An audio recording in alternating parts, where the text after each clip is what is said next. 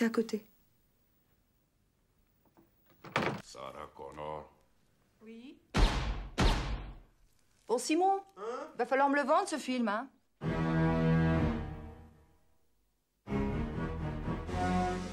Lorsque je me suis décidé à parler enfin de la Cité de la Peur, un mot m'est instantanément revenu en mémoire. Un mot qui colle parfaitement avec nos très chères années 90, le mot rivalité. C'est l'heure du duel. Rivalité pourquoi? Car à l'époque, tout était divisé en deux. Il y avait la team Charmed contre celle de Buffy, la team Notre Belle Famille contre celle du Nounou d'Enfer, Mario contre Sonic, ou plus largement, Sega contre Nintendo. La guerre des consoles avec la NES contre la Master System, la Game Boy contre la Game Gear. Moi je disais la Game Gear, pas la Game Gear. La Game Gear c'était moche, non? La Mega Drive contre la Super Nintendo, Street Fighter 2 contre Mortal Kombat. Oh non! Enfoiré de Vega! Et j'en passe. Mais surtout, les nuls contre les inconnus. Coucou, c'est moi! Oh merde! Et je trouve que c'est encore plus la guerre de nos jours d'ailleurs, parce que quand les inconnus sont revenus pour les trois faire le retour, ils auraient pu s'abstenir, mais bon, Dominique Farrugia n'avait pas été tendre sur le côté opportuniste et commercial de leur retour, et Didier Bourdon lui a bien répondu, comme quoi ils étaient clairement au-dessus et qu'eux avaient beaucoup pompé sur d'autres, notamment Tony Glandil qui avait été volé à Bigard par exemple. Tony Glandil? Ouais. Et je peux te dire qu'avec ça, ma bite, c'est du béton. C'était pas du fantasme de dire qu'il y avait deux clans, on l'a vraiment ressenti, et c'est toujours le cas aujourd'hui. En tout cas, s'il y avait cette rivalité à l'époque, dans à peu près tous les domaines, c'est qu'on n'avait pas accès à tout car ça coûtait trop cher, et qu'il fallait faire des choix. J'avais les consoles Nintendo, donc par définition je n'avais pas celle de Sega. Donc Sega je n'aimais pas. Qu'est-ce qu'il a dit? C'est bien ce qui me semblait. Et les nuls c'était Canal+. Et Canal+, je l'ai eu, mais mon père avait décidé de le résilier car ça coûtait trop cher. Et je me rappelle qu'il avait passé une demi-heure d'attente au téléphone pour résilier et qu'on avait payé aussi cher en communication téléphonique qu'en abonnement, ce qui l'avait rendu fou de rage. Oh, mais dites donc, vous allez de un autre! Crétin! Triple andouille! Boutonneux! Du coup, Canal+ était banni chez nous. Même quand ça passait en clair, je n'avais pas le droit de regarder. Du coup, les nuls, j'en savais pas grand-chose. Nulle part ailleurs, je connaissais pas. Ou peu, j'y avais pas accès en tout cas. Je les ai donc assez vite snobés, surtout qu'on avait la télé des inconnus sur la 2, sur une chaîne accessible et non privée, donc par définition, je préférais les inconnus. Après quoi, vous avez été ministre de l'Agriculture. Ah non, non, non, de la culture. Non, non, de l'Agriculture. Ah bon, c'est possible. Ouais. Puisque je voyais des nuls, ça me plaisait pas toujours. Certes, j'ai pas vu tous leurs sketchs, donc je ne peux pas juger en définitive. Me voici, professeur Thibault, qu'avez-vous découvert? Mais j'ai trouvé ça souvent vulgaire, tirant vers le scato, vers le pipi-caca assez facilement, là où je vois un culte aux inconnus et à leur précision, en particulier sur scène avec par exemple le sketch des radios libres, une véritable démonstration de leur précision et de leur exigence. Lorsque vous passerez sous un tunnel, n'oubliez pas d'allumer vos lumières, la lumière. D'ailleurs, si dans chacune de mes vidéos depuis 4 ans, je les case à un moment donné, un moment ou un autre dans ma vidéo, c'est pas pour rien. Bijou, coco, c'est non! C'est parce que j'en voue un véritable culte et que je respecte énormément le travail des inconnus. Alors que les nuls... On bat les couilles, hein. Ce qui ne veut pas dire que je jette tout des nuls, attention. Pour moi, il y a les inconnus en haut à jamais, et les nuls sont loin derrière. Mais si on imagine que Astérix Mission Cléopâtre, ou Didier par exemple, seraient des films des nuls, même si techniquement ils ne le sont pas, car le groupe s'était séparé, dans ce cas-là, on pourrait dire au conditionnel que je préfère ce qu'ils font au cinéma que ce que les inconnus ont fait au cinéma après Les Trois Frères. Mais en ce qui concerne la qualité de leur premier film sorti à 1 an d'intervalle, La Cité de la Peur versus Les Trois Frères, sachant que Le téléphone sonne toujours 2 fois n'est pas considéré comme un film des inconnus, puisque Les Inconnus, le groupe, a été formé après, même si à mon avis La Cité de la Peur a été très inspiré par Le téléphone sonne toujours 2 fois pour son côté absurde. En tout cas, bonjour à tous, bienvenue sur Nienko TV, aujourd'hui vous l'aurez compris, on va parler de La Cité de la Peur. Ce qui va nous inciter à parler un petit peu des nuls. Pourquoi est-ce qu'on en est arrivé à faire cet unique film qu'ils auront fait ensemble, en tout cas officiellement sous le nom des nuls. Puis dans cette deuxième partie, on va parler du film en lui-même, de ses qualités, de ses défauts, et du pourquoi je n'aime pas tellement ce genre de film-là. Même si je respecte beaucoup le genre, c'est pas forcément ma tasse de thé. Qu'est-ce qu'il y a, vous êtes malade en voiture? Non, non, c'est parce que quand je suis content, je vomis. On en parle tout à l'heure. Youpi, dansons la carioca, c'est bien, faites tous comme moi. À la base, les nuls sont nés de la rencontre de Chantal Lauby et de Bruno Carrette, paix à son âme, qui se rencontrent au début des années 80 via l'émission Bzzz sur FR3 Méditerranée, et ils sont ensuite repérés par le directeur des programmes de Canal+ de l'époque, qui les recrutera en les faisant collaborer avec 2 membres de l'équipe de Canal, Dominique Farrugia et Alain Chabat. Bien que cette collaboration puisse paraître forcée au départ, ils se rapprocheront de par leur goût en commun pour l'humour absurde, entre autres du trio Zucker-Abraham-Zucker, spécialisé dans ce type d'humour avec des films tels que Y a-t-il un pilote dans l'avion en 1980, la série télévisée Police Squad ou les films dérivés Y a-t-il un flic pour sauver la reine, le président ou Hollywood. Bingo. Dans le même genre, on pourrait citer aussi les Monty Python. C'est durant l'émission Nulle part ailleurs, animée par Philippe Gildas, qui prendront le nom Les Nuls, sur une suggestion de ce dernier. Et c'est à la même époque, qu'en alternance avec leur sketch, que seront créés les Guignols de l'info. Sly. Salut. Ouais. T'oses pas, sinon tu vas l'avoir ta putain de guerre, hein. Ouais, viens te battre, t'es un homme. Mais à la fin des années 80, le 8 décembre 89 précisément, Bruno Carrette décède. Les Nuls devenant un trio, et bien qu'ils pensaient arrêter là, les années 90 seront sans doute leur âge d'or. Merci. En tout cas, ce 7 d'or, on voulait être là ce soir parce que c'est vrai que Bruno a beaucoup aimé cette émission, aimé la faire avec nous. Et c'est pour lui ce soir que nous sommes venus. Franchement, on n'avait pas tellement le cœur à faire la fête, mais on est venus parce qu'il avait voté peu de temps avant de nous quitter.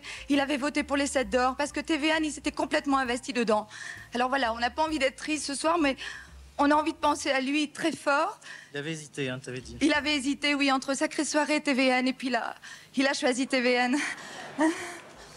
Émission en direct, fausse publicité, ils gagnent même un 7 d'or, mais ils sont épuisés par le rythme du direct. Et ils décident d'arrêter l'émission sur un succès et se mettent à l'écriture de leur premier film avec ce même humour absurde dont ils se sont tant inspirés. La Cité de la Peur, le film de Les Nuls, sorti le 9 mars. Alors je reprends pour les deux du fond. Sorti le 9 mars. Et le genre étant peu présent à l'écran en France. Le scénario, écrit à 3, ne convaincra pourtant pas Claude Berry qui ne souhaite ni le produire ni le réaliser, lui qui avait été pressenti pour cela, trouvant le scénario débile.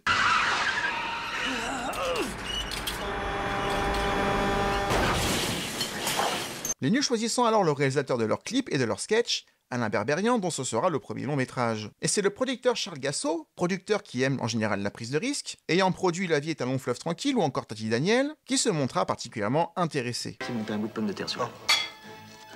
Si vous avez aimé Jurassic Park, La leçon de piano et Le fugitif, eh ben nous aussi on a bien aimé.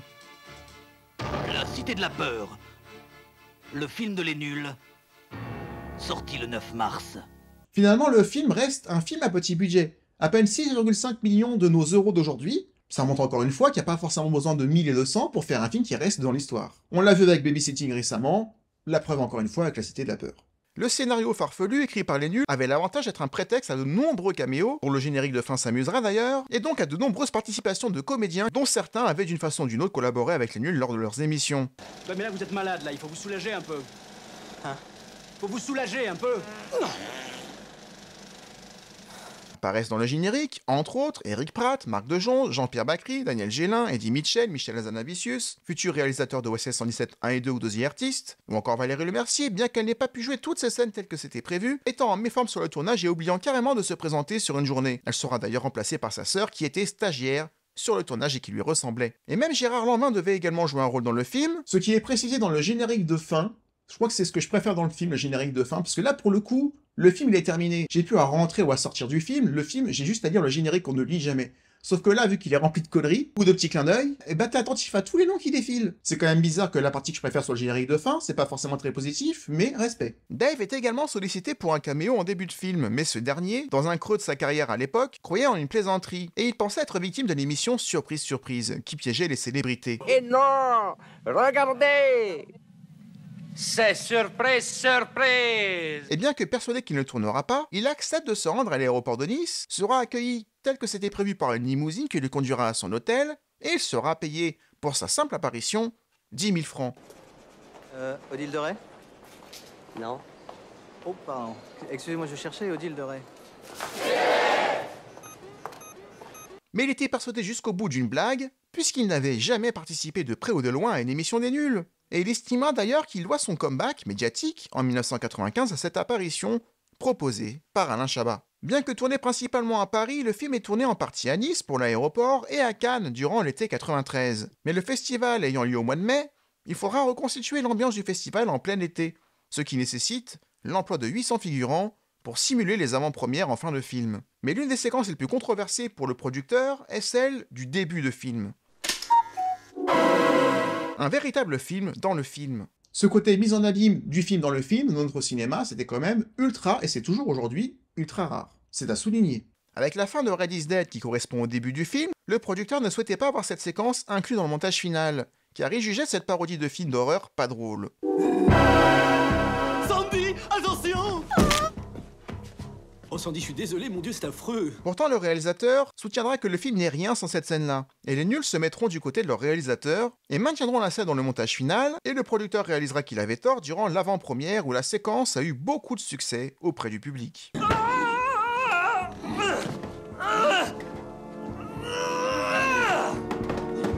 Et bien que les critiques soient divisées à la sortie du film au printemps 94, et bien que le succès soit correct, sans atteindre le carton que feront leurs concurrents directs avec les Trois Frères un an plus tard, avec à peine 2,3 millions d'entrées, c'est par les multiples rediffusions télé que le film va acquérir son statut de film culte. Vous êtes Odile Doré? Non, je suis le pape et j'attends ma sœur. Réplique culte, oui, qu'on aime le film ou qu'on n'aime pas le film, on ne peut que s'incliner devant ça. Bon film pour autant? Pas spécialement pour moi. Ce film a déjà deux identités. La première, c'est cette volonté de mettre des gags à chaque seconde, les plus décalés possibles, en mode y a-t-il un pilote de l'avion, mais en allant encore plus loin. Il embrasse alors la carrière policière et abandonne ses études de trapèze.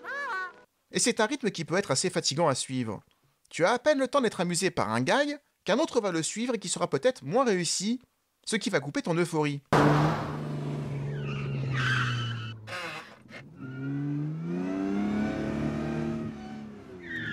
On va en parler. La deuxième identité propre au film, c'est cette volonté de parodier d'autres films. Les nuls obligent. Mademoiselle Doré, il est interdit de manger de la choucroute ici. Ah, et qu'est-ce que vous allez me faire? Evil Dead, évidemment, dont le titre aura inspiré Red is Dead. Terminator avec la reprise de la scène du T-800 qui cherche Sarah Connor. Basic Instinct pour la scène de l'interrogatoire d'Odile. Point Break quand Alain Chabat tire en l'air.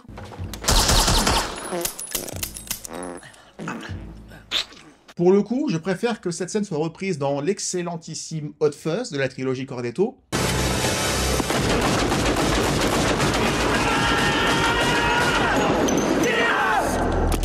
Où je trouve que la scène est bien mieux amenée, elle est bien mieux préparée, elle est beaucoup moins random.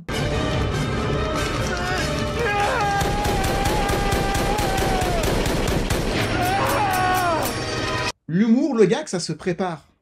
Là, ils le font parce qu'ils ont envie de rendre hommage à un autre film. Et ces genres d'hommages, ils vont le faire à une douzaine de reprises. Il y a une douzaine d'autres films auxquels ils vont faire des références pour faire rire, mais leur film à eux dans l'histoire.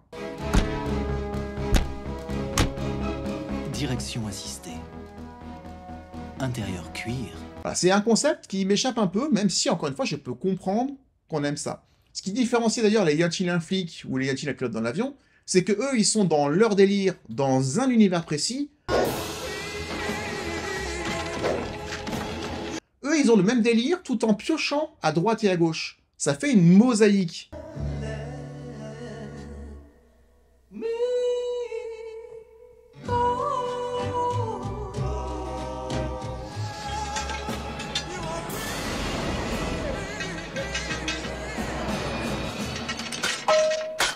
C'est pas un film. Pas pour moi. Mais il faut avouer qu'on aime le film ou pas, que bon nombre de répliques ont intégré notre langage courant, tels que « Prenez un chewing-gum Émile »,« Tu bluffes Martoni »,« Non, je suis le pape et j'attends ma sœur »,« Odile Doré »,« Vous voulez un whisky ?» Vous voulez un whisky? Oh, juste un doigt. Whisky d'abord, ça c'est ma réplique préférée du film. Et celle-ci, elle n'est pas volée ailleurs, celle-ci ne cherche pas à parodier autre chose, celle-ci ne cherche pas à faire une parodie de pub, c'est juste... drôle. Vous voulez pas un whisky d'abord? Si j'en retiens 3, des répliques dans le film, celle-là, elle vient en haut, elle vient dans le haut du panier.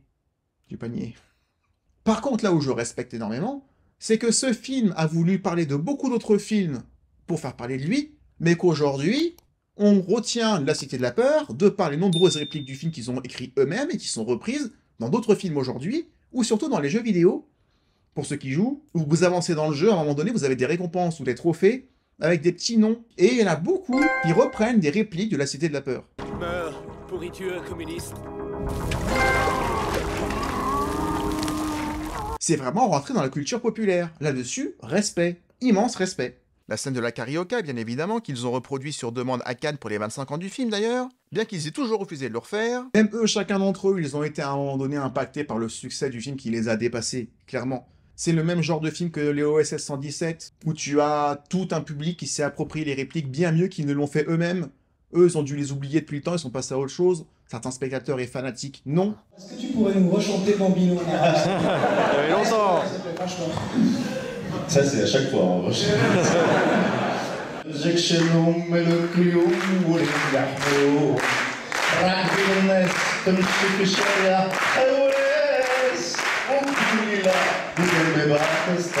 Et combien de fois dans les avant-premières, y compris celle d'Astérix, où ils étaient plus ou moins tous ensemble, combien de fois on leur a demandé de refaire la carioca sur scène?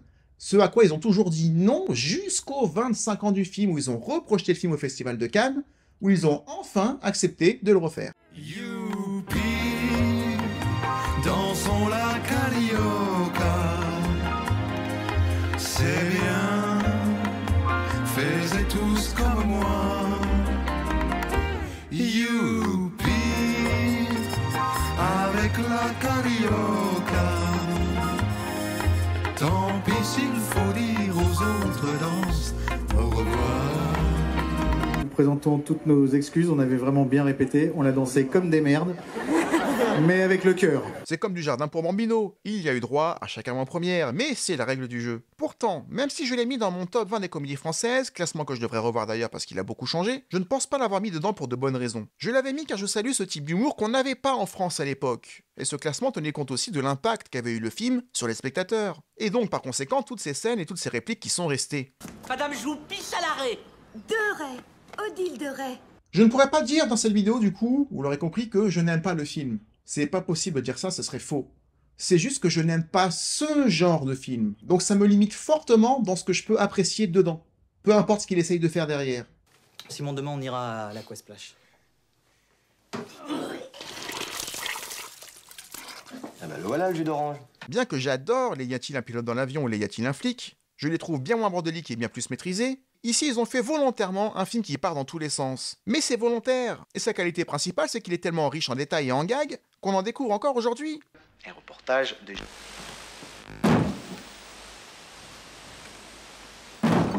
Ah, on me fait signe que non. Il faut même chercher dans le générique de fin pour y voir des noms qui ne devraient pas être là. Comme dans la fausse pub de Renault qui est insérée dans le film où il faut faire très attention aux petits caractères. Il est bien pour la conduire.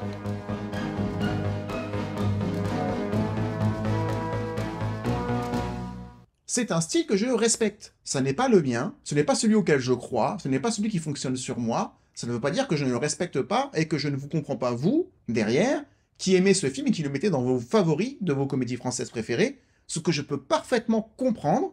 Vous, Simon, vous prenez la place du mort. Je préfère 100 fois Les Trois Frères, le premier, parce qu'il mélange cette tragédie et on arrive à rire de trois hommes à la rue avec un enfant qui à un moment donné font la manche. Et puis clairement, parce qu'elle comprend pas. L'usufruit de votre quote-part entière indivisée. Non, ça va pas, non. Excusez-moi. Excusez-moi, c'est mes échappés parce que je comprends pas. Sauf que quand Didier Bourdon dit s'il vous plaît, je suis yougoslave et qu'il retourne sa pancarte. Allez, je rigole tout de suite. Je suis yougoslave. Et mon enfant, il est malade, madame, monsieur, s'il vous plaît. Ça me le fera à chaque fois. Pourtant, c'est tragique, hein. Mais on peut tellement faire rire avec le tragique si on est bon, si on est juste. Ah, madame, s'il vous plaît, madame. Et puis encore une fois, c'est un parti pris. Ce type d'humour, où toutes les 10 secondes, on va te sortir du film parce que la voiture va rentrer dans le cadreur. On va te dire pendant ce temps-là, à je sais plus quel pays. Pendant ce temps, à Veracruz... Algo más, señora? Quand on va te montrer un documentaire qui casse complètement le rythme du film pour te sortir du film. Le petit Patrick Humphrey Tiburce Bialès est fils unique. Heureusement que maman Bialès est là pour partager ses jeux d'enfants. Ben on peut trouver ça génial, parce que c'est un vrai spectacle. Mais moi, je ne m'amuse jamais autant que quand je suis dedans. Quand je me sens concerné. Dans un film d'horreur, si on te montre à un moment donné que c'est un film, bah t'as plus peur. C'est pareil pour la comédie. C'est pas parce que le but est de me faire rire que je dois pas y croire, que je dois pas pleurer, que je dois pas les plaindre. Oh, parce que les 13 000, on a droit. 13 000 quand même, 13 000. Non, mais j'ai rien dit là. Ici, je suis juste là pour voir des sketchs, parfois très bons, empilés les uns aux autres, pour faire une mosaïque que je trouve, moi, assez longue et indigeste, même si j'en retiens, de façon dépareillée, de façon séparée, beaucoup de passages que je retiens aujourd'hui et qui sont très bons, comme Sarah Connor. Sarah Connor. C'est à côté. Mais bon, si je veux voir Sarah Connor, non, c'est à côté, je le mets sur Google, je le mets sur YouTube, et alors? Je vais pas me taper le film en entier pour retrouver ça. Je trouve qu'en plus, qu'à force de rediffusion, bien qu'on découvre de nouveaux gags à chaque visionnage, on rigole moins à ceux qu'on connaissait déjà. Alors que les trois frères, le premier en tout cas, je rigole toujours autant devant les scènes de l'huissier, devant les scènes de l'avocat. Et puis il y a une forme de facilité à se lâcher sur les gags. On se soucie moins du rythme ou du timing quand on les enchaîne toutes les 10 secondes. On s'occupe moins d'être juste puisque le but est de surenchérir. Ce qui ne veut pas dire, attention, que ce n'est pas du travail. Mais je trouve ça juste plus facile, plus rapide, plus séduisant de prime abord. Bref, il y a le côté obscur de la force, plus facile, plus rapide, plus séduisant. Puis il y a le côté peut-être plus humble, peut-être plus dur, peut-être plus méticuleux, des Jedi. Moi j'ai choisi la lumière, pas le côté obscur. Bonsoir. Bonsoir. C'est pas parce que ça fonctionne moins sur moi, et ça j'y peux rien, que je ne respecte pas ce genre-là. Même si, encore une fois, dans le même genre, dans les Y a-t-il un flic, je rigole beaucoup plus, parce qu'ils sont beaucoup plus assumés à fond dedans dans un seul genre. You didn't do anything, huh? I got rights. Look, Look here. He's got a picture of your wife.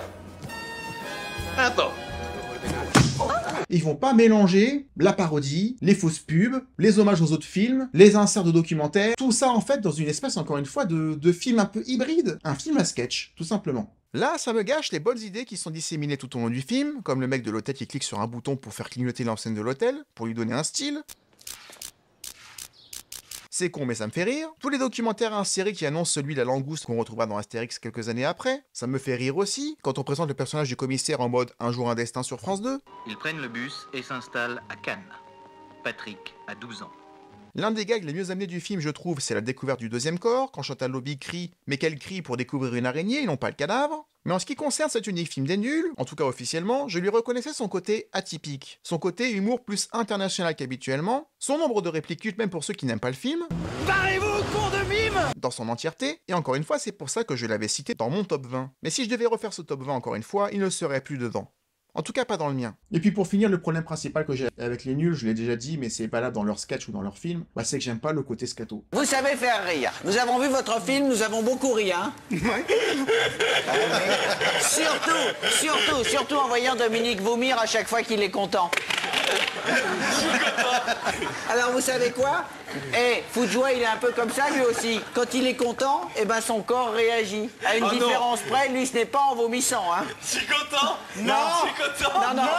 Je suis content. Non. Je suis content.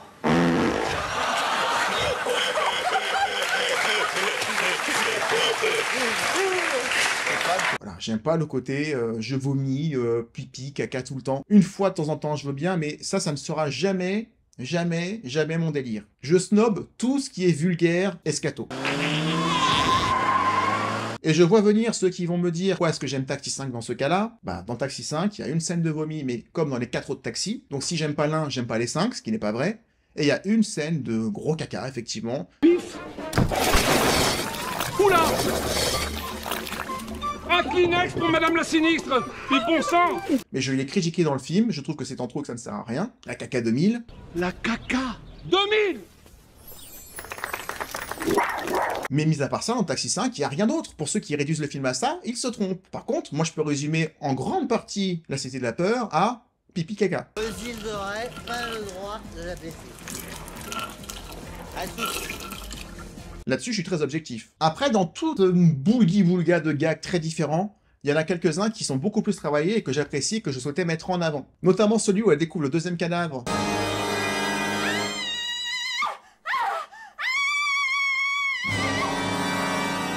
Et en fait, elle crie, mais on découvre qu'elle crie parce qu'il y a une araignée dans sa toile d'araignée qui est juste derrière elle. Ce qui est drôle, c'est quand elle va téléphoner juste derrière parce qu'on pense qu'elle a vu le cadavre derrière. Sauf que quand elle est au téléphone, c'est là qu'elle voit le cadavre et qu'elle va recrier.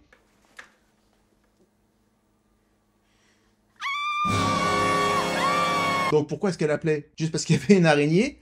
Voilà, ça c'est le genre de gag à plusieurs temps qui est préparé. Je préfère ça. Et il y en a dans le film, hein. Attention. C'est pas pour rien que je veux les souligner et les ressortir du reste.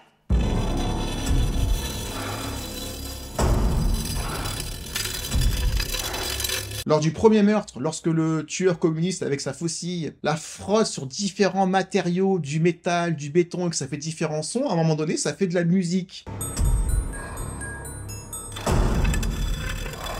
Ça paraît, c'est mignonnet, ça prend le temps, ça dédramatise un peu, on comprend qu'on n'est pas dans un film d'horreur. Là-dessus, je trouve ça beaucoup plus habile. Beaucoup plus qu'Alain Chabat qui court en lâchant des caisses à tout va, quoi.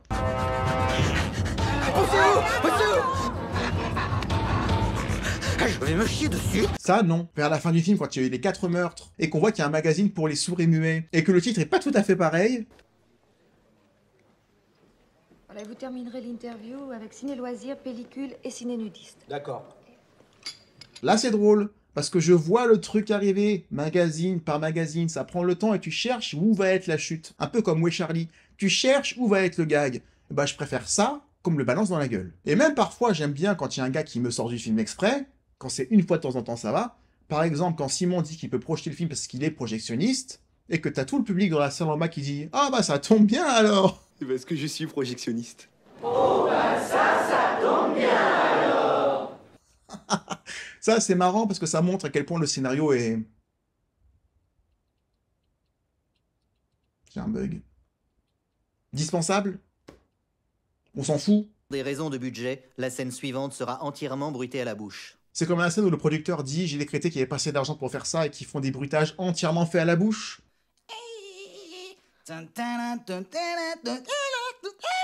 Ça aussi, c'est plus ou moins rigolo, mais pareil, tu le vois la deuxième fois, ça prend plus, quoi. C'est la limite de ce genre de film à sketch. C'est que quand tu découvres de nouveaux sketchs, encore une fois, tu t'amuses, tu te dis « Oh putain, celui-là, je l'avais pas vu », mais quand tu re-regardes les sketchs que tu avais déjà vu une fois, ils prennent beaucoup moins la deuxième fois, ou la troisième fois, ou la 10e fois. Plic, ploc, plic, ploc, plic, ploc. Alors que dans Les Trois Frères, moi quand je vois Didier Bourdon avec son panneau faire « S'il vous plaît », et qui retourne le panneau, il y a écrit « salope » derrière. Comme ça. Tu es serbe ou tu es croate? Je suis portugais. Mais ça marchera à vie, quoi. Ad vitam aeternam. De Lisboa. Je suis portugais. S'il vous plaît, madame. On va se casser parce que ça sent le roussi. Surtout qu'ils valent mieux que ça. Quand je vois ce qu'Alain Chabat va faire derrière, bon, mis à part le Astérix, qui est pas vulgaire pour un sou, mais quand tu prends Didier, qui pour moi est son chef-d'œuvre, Didier, si tu acceptes le côté irréel du chien qui devient un homme, on ne sait pas pourquoi, une fois qu'on a passé ça et que tu acceptes ça et que tu l'acceptes parce que le film est très bien fait, tout est concret, tout est réel, il y a du tragique, il y a du dramatique, il y a de l'humour. Bon, on ne sent pas le cul des filles, voilà. Sauf si c'est elle qui demande. Si c'est elle qui demande, tu vois avec elle. Il y a des sentiments, il y a tout qui se mélange. Jean-Pierre Bacri est immense, comme d'habitude. J'adore Didier, j'adore Alain Chabat. Et dedans, il y a Chantal Lobby, il y a Faroudia. Comme quoi, ils peuvent faire ce genre de film beaucoup plus subtil, beaucoup plus fin. Mais La Cité de la Peur, qu'est-ce que c'était bourrin. Et ma femme, tu sais...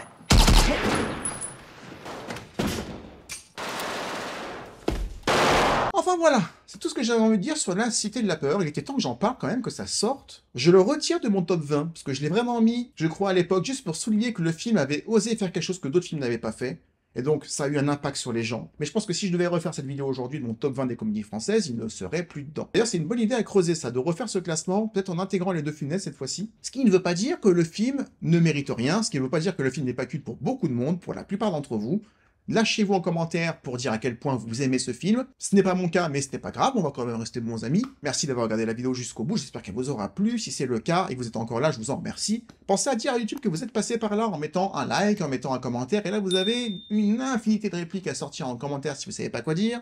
Mais si malgré tout il n'y avait rien qui vous venait, voici ce que peut dire la concurrence. Ah, la force du dragon! Arrêtez, mais qu'est-ce qu'il est con! Et ça ira très bien. On se retrouve dans quelques jours pour une nouvelle vidéo, un autre sujet, et d'ici là, comme je le dis à chaque fois, prenez soin de vous. Ciao.